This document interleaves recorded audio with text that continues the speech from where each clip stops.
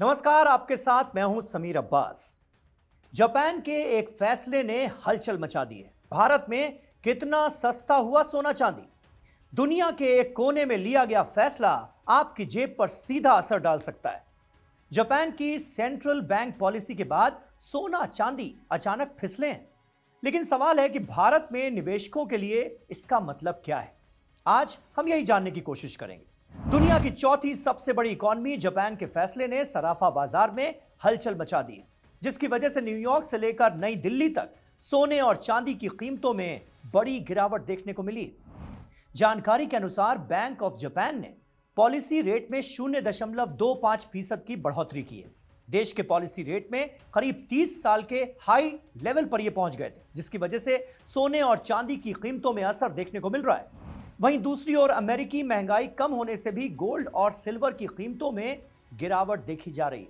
यही कारण है कि भारत के वायदा बाजार में सोना और चांदी सस्ते होते हुए दिखाई दे रहे हैं। जानकारों की माने तो आने वाले दिनों में सोना और चांदी दोनों में उतार चढ़ाव देखने को मिल सकता है। आइए आपको बताते हैं कि आखिर देश के वायदा बाजार में सोना और चांदी किस लेवल पर कारोबार कर रहे हैं। वायदा बाजार में सोने और चांदी की कीमत। देश के वायदा बाजार मल्टी कमोडिटी एक्सचेंज पर सोने और चांदी की कीमतों में गिरावट देखने को मिल रही है। अगर आंकड़ों पर नजर डाला जाए तो सोना सुबह 9:45 पर 747 रुपए की गिरावट के साथ कारोबार कर रहा था, जबकि दाम 1,33,774 रुपए देखने को मिले। जबकि कारोबारी सत्र के दौरान सोना 846 रुपए की गिरावट के साथ दिन के लोअर लेवल 1,33,675 पर पहुंच गया। वैसे आज सुबह सोना 1,34,021 पर ओपन हुआ था, जबकि गुरुवार को सोना वायदा बाजार में 1,34,082 रुपए पर बंद हुआ।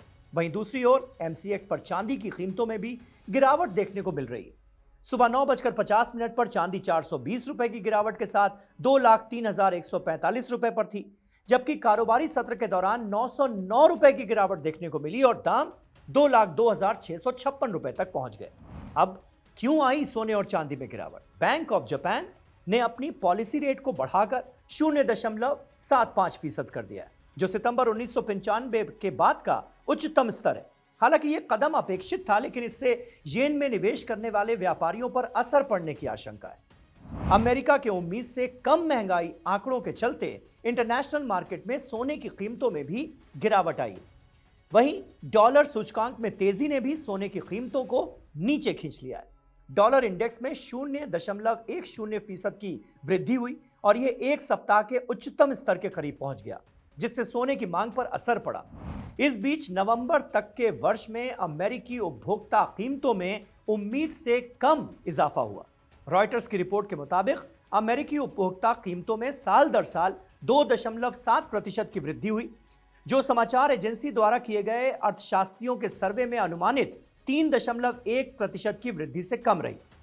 रिलायंस सिक्योरिटीज के रिसर्च एनालिस्ट जिगर त्रिवेदी ने कहा कि सोना अक्टूबर के अपने रिकॉर्ड हाई के करीब कारोबार कर रहा था और लगातार दूसरे हफ्ते बढ़त की ओर अग्रसर था, क्योंकि उम्मीद से कम अमेरिकी महंगाई ने ब्याज दरों में और कटौती की उम्मीदों को बल दिया था।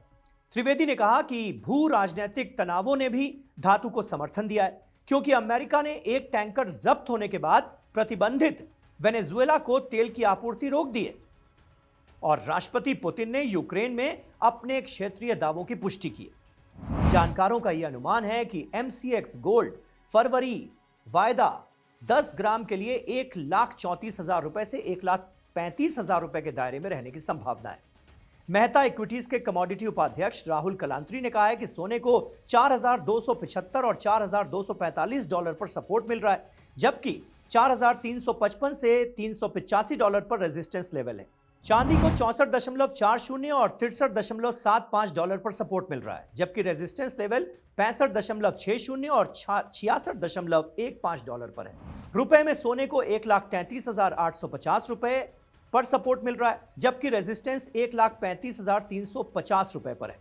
चांदी को 2,02,450 और 2,02,80 रुपए पर सपोर्ट मिल रहा है, जबकि रेजिस्टेंस 2,07,270 के आसपास है।